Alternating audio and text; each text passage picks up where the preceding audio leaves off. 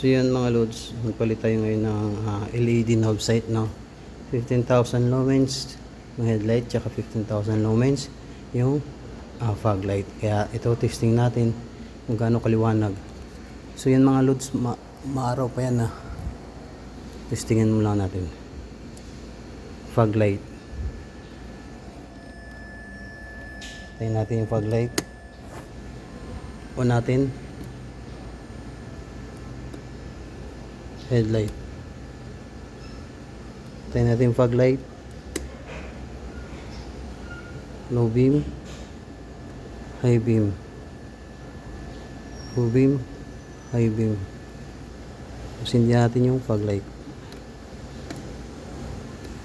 Okay, maliwanag mga loads. Maliwanag pa yan ngayon mga loads, kasi maaraw pa. Kaya tama lang yung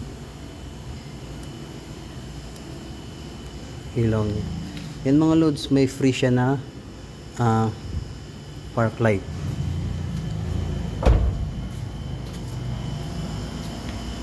Previous natin is yung park light. Ayan. LED na knob sight, headlight, tsaka yung fog light.